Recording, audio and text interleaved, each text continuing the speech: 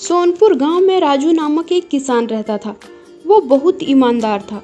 पूरे गांव में उसकी फसल सबसे बढ़िया होती थी, इसलिए उसकी फसल की अच्छी कीमत मिलती थी। सभी उसका बहुत सम्मान करते थे, इसलिए उसका पड़ोसी गनुआ उससे बहुत जलता था। गनुआ उसे नीचे दिखाने और तंग करने का अवसर ढूंढता रहता था। एक बार राजू मुखिया जी के पास गया। मुखिया बोले, बोलो राजू, क्या बात है, कैसे आना हुआ? राजू कहता है, मुखिया जी, मैं उस गनुआ से बहुत तंग आ गया हूँ। वो रोज ही कुछ ना कुछ करके मेरे लिए परेशानी खड़ी कर देता है। मुखिया कहता है, अरे राजू, कुछ बताओगे तब तो मैं तुम्हारी मदद कर पाऊंगा। राजू कहता है, मुखिया जी, मेरी और गनुआ की खेत की मेड़ एक ही है। मुखिया कहता है, हाँ हाँ, ये तो सब जानते हैं। फिर राजू कहता है, उस गनुआ ने मेड़ बीच में से तोड़ दी और अपने खेत का पाइप मेरे खेत की ओर करके उसे चलाकर छोड़ दिया। मेरा पूरा खेत पोखर बन गया है, आप कुछ कीजिए।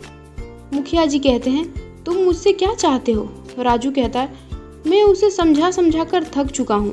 मुखिया जी कहते हैं, पंचायत करा लो। बोलो, तुम तैयार हो? राजू कहता है, हाँ जी मुखिया जी, मैं तैयार हूँ। फिर पंचायत होता है और मुखिया जी गनुआ से पूछता है, क्यों गनुआ, तुम रोज रोज इसे क्यों परेशान करते हो? ये कोई अच्छी बात नहीं है। गनुआ कहता है, मैं तंग करता हूँ? ये आपको किसने कहा? मैं नहीं, ये राजू मुझे तंग करता है। भगवान कसम, इसने मेरा जीना हराम कर रखा है। फिर मुखिया कहते हैं, पर ये राजू कह रहा था तुम इसे तंग करते हो। तुमने इसकी खेत की मेड़ तोड़कर अपनी पाइप इसके खेत में लगवा दिया। तभी गनुआ कहता है, मैंने मेड़ नहीं तोड़ी और पानी को कौन रोक सकता है? वो तो बहता है, कहीं भी चला जाएगा। राजू कहता है, मुखिया जी, मेड़ इसी ने जानबूझकर तोड़ी है। गनुआ कहता है, ऐसे कैसे मैंने तोड़ दी? तुमने देखा मुझे तोड़ते हुए? राजू कहता है, अरे रोज तुम कुछ ना कुछ करते रहते हो। गनुआ कहता है, मुखिया जी, मेड़ इस राजू ने ही तोड़ी है और इल्जाम मुझ पे लगा रहा है। इसका मतलब मेड़ कैसे टूटी तुम दोनों को नहीं पता है, पर राजू के खेत में पानी तुम्हारी गलती के कारण भरा है। मुखिया कहते हैं, मुखिया जी, इसमें मेरी कोई गलती नहीं है। मैं अपनी खेत की सिंचाई करने के लिए पानी चलाकर चला गया। अब पानी है, बहता हुआ चला गया। राजू के खेत में पानी सीमा के बंधन में थोड़ी बनता है। मुखिया कहता है, बात तो तुमने सही कही। पानी की तो कोई सीमा नहीं है, वो तो कहीं भी चला जाएगा। फिर गनुआ कहता है, वही तो, मैं भी वही कह रहा हूँ। पानी है, चला गया इसके खेत में, ऐसे ही शोर कर रहा है। तभी मुखिया जी नत्थू को बुलाता है और कहता है, अरे नत्थू सुन, तेरा खेत इस गनुआ के खेत से जुड़ी हुई है ना? नत्थू कहता है, हाँ मुखिया जी, ऐसा कर, कल तू अपने खेत का पानी चलाकर भूल जाना। तभी गनुआ कहता है, ये क्या कह रहे हो? पानी बहते हुए मेरे खेत में आ जाएगा। तभी मुखिया कहता है, तो क्या हुआ? पानी की सीमा थोड़ी होती है, वो बहता हुआ कहीं भी चला जाएगा। तभी गनुआ कहता है, खबरदार नत्थू, तूने ऐसा किया तो? फिर मुखिया कहते हैं, अपनी गलती मान लो गनुआ, सब कोई मिलजुल कर रहोगे तभी काम चलेगा, वरना नुकसान ही होगा। फिर गनुआ सोचता है, अभी माफ़ी मांगने में ही भलाई है, इस राजू को तो मैं बाद में देख लूँगा। फिर कहता है, मुझे माफ़ कर दो मुखिया जी, मैं आगे से ऐसा नहीं करूँगा। मुखिया कहता है, ठीक है राजू। राजू हाँ में सिर हिलाता है और सब चले जाते हैं। फिर गनुआ अपने आप में बड़बड़ाने लगता है, राजू, तुमने पंचायत में माफ़ी मंगवाकर ठीक नहीं किया, सबके सामने मेरी बेइज्जती करवा दी। मैं तुमसे इसका बदला लेकर रहूँगा। तभी एक आदमी रास्ते में जल्दी जल्दी जा रहा होता है। गनुआ कहता है, अरे ओ भैया, भागे कहाँ जा रहे हो, जरा सुनो तो। वो आदमी कहता है, भैया मैं थोड़ा जल्दी में हूँ। अरे जरा रुको तो, कभी हमसे भी बात कर लिया करो। वो आदमी कहता है, जल्दी कहो, क्या बात है? गनुआ कहता है, तुम सब्जी वाले कॉन्ट्रैक्टर हो ना? हाँ, मैं सब्जी सप्लाई करता हूँ। हाँ हाँ वही, इस बार सब्जी की फसल मेरी फर्स्ट क्लास होने वाली है, अगले हफ्ते तक तैयार हो जाएगी, तुम खरीद लो। वो आदमी कहता है, नाना भाई माफ़ करना, इस गांव में सिर्फ राजू भाई की ही सब्जी खरीदता हूँ। गनुआ कहता है, अरे अब की मेरी भी ले लो, फायदा हो जाएगा तुमको भी। आदमी कहता, भैया आप लोग की सब्जी आधी दाम में भी नहीं बिकती, उस राजू की सब्जी अच्छी क्वालिटी की होती है, तिगुने दाम में भी आराम से बिकती है, उसकी सब्जी की शहर में बहुत अच्छी डिमांड रहती है, समझे? गनुआ कहता है, अच्छा चलो ठीक है, तुम राजू की ही सब्जी खरीदो, पर मुझे भी दिमाग में रख लेना। वो आदमी कहता है, हाँ भैया ज़रूर, और वो आदमी वहाँ से चला जाता है। गनुआ सोचता है, ज़रूरत कैसे नहीं पड़ेगी, इस बार नोट तो मैं ही गिनूंगा। बस राजू, मैं तो तुमसे अपनी बेइज्जती का बदला लेके रहूँगा। राजू खेत से थक कर घर जाता है। उसकी पत्नी पूछती है, क्या हुआ, आज आप ज़्यादा थके हुए लग रहे हैं? राजू कहता है ऐसा कुछ नहीं है। अगले दिन सुबह जब राजू उठता है तो चक्कर खा के गिर जाता है। तभी उसकी पत्नी कहती है अरे अरे क्या हुआ आपको। वो राजू के बदन को छूती है, वो पूरे चूल्हे की तरह तप रहे होते हैं। राजू की पत्नी डॉक्टर को बुला कर लाती है। डॉक्टर कहता है कुछ नहीं, घबराइए मत, वायरल फीवर है, इससे बहुत कमजोरी रहती है, 1 सप्ताह बाद आराम आ जाएगा, तब तक खुद आराम करना और हाँ, खाने पीने की ठीक से ध्यान रखना, वरना ठीक नहीं हो पाओगे, ठीक होने में थोड़ा ज़्यादा समय लग जाएगा। राजू की पत्नी कहती है जी डॉक्टर साहब, मैं इसका पूरा ध्यान रखूंगी। डॉक्टर के जाने के बाद राजू उठने की कोशिश करता है पर वो उठ नहीं पाता। राजू की पत्नी कहती है ये क्या कर रहे हो, ये बुखार शरीर तोड़ देता है, पर काम कौन करेगा। राजू कहता है। राजू की पत्नी कहती है कोई बात नहीं, आप जान के बीमार थोड़ी हुए हो, सेहत रहेगी तब ना काम करोगे। कुछ दिन बाद शहर से आकर कॉन्ट्रैक्टर राजू के पास आया। क्या हुआ राजू भाई। राजू की पत्नी कहती है इन्हें बहुत कमजोरी हो गई है, इस बार सब्जी की अभी तक कटाई नहीं हुई है। कॉन्ट्रैक्टर कहता है कोई बात नहीं, मैं कहीं और से सब्जी ले लूंगा, अपना ध्यान रखो। गनुआ कहता है हाँ, पर आप तो सिर्फ उस राजू की सब्जी लेते हो ना। कॉन्ट्रैक्टर कहता है पर उसकी तबीयत खराब है और सब्जी अभी तक खेत में लटक रही है, पता नहीं कितना टाइम लगेगा, और शहर से बहुत डिमांड आ रही है, तुम अपनी फसल दे दो, नहीं तो मुझे बहुत नुकसान हो जाएगा। गनुआ कहता है अरे नहीं, ऐसा मत कहो, मेरे होते हुए आपको कोई नुकसान नहीं होगा। फिर कॉन्ट्रैक्टर वहाँ से चला जाता है।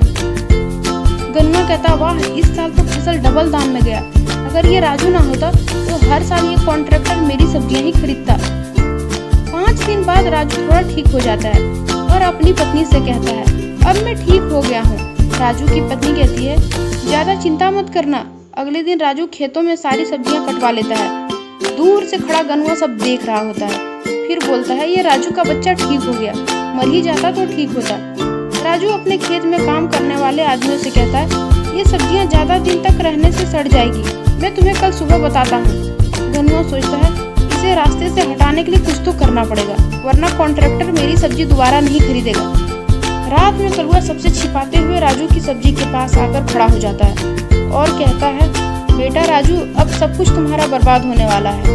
गनुआ सब्जियों पर पाउडर छिड़क कर चला जाता है। अगले दिन गनुआ घूमते घूमते हाट गया, वहाँ देखता है बहुत भीड़ है, तो देखता है उसके खेत में काम करने वाले मजदूर। गनुआ पूछता है ओ भाई, यहाँ क्या कर रहे हो। मजदूर कहता है राजू भाई ने ये सब्जी कम दाम में बेचने को कहा है, और वो सोचते सोचते चला जाता है। अब राजू की बर्बादी शुरू हो गई है, उसकी सब्जी सब खाएगा और सीधा अस्पताल में जाएगा और उसकी बदनामी पूरे गाँव में होगी, अब आएगा मजा। और वो वहाँ से चला जाता है। गनुआ अपने खेत में एक आदमी से बात कर रहा होता है, तभी एक बच्चा भागता हुआ आता है और कहता है काका काका जल्दी चलो, काकी आपको बुला रही है। वो आदमी कहता है पहले सांस तो ले लो, ऐसा क्या हुआ। वो बच्चा कहता है खाना खाने के बाद से राधा उल्टियाँ कर रही है, अब तो बेहोश भी हो गई है। वो आदमी खेत से चला जाता है। गनुआ कहता है राजू की उल्टी गिनती शुरू हो गई। वो खुश होता है और वहाँ से जाने लगता है। तभी रास्ते में उसे मुखिया जी मिल जाते हैं। मुखिया से हाल चाल पूछते हैं। मुखिया कहता है मैं तो ठीक हूँ गनुआ, आज पता नहीं क्या हो गया, खाना खाने के बाद 10 आदमी अस्पताल में भर्ती हो गया और कितने के तो पेट खराब हो गए हैं। गनुआ कहता है कुछ पता चला ऐसा क्या खाने से हुआ। मुखिया कहता है बस इसका पता नहीं चल पाया अभी तक, सबने बस एक ही जगह से सब्जी खरीदी थी आधे दाम में। गनुआ कहता है राजू की सब्जी भी आधे दाम में ही बिक रही थी। मुखिया कहता है हाँ हाँ वही सबने बताया। गनुआ कहता है मुझे तो कुछ गड़बड़ लग रहा है, वैसे तो ये राजू अपनी सब्जी शहर में देता था, कुछ तो जरूर हुआ होगा जो इसने सब्जी आधे दाम में बेच दी।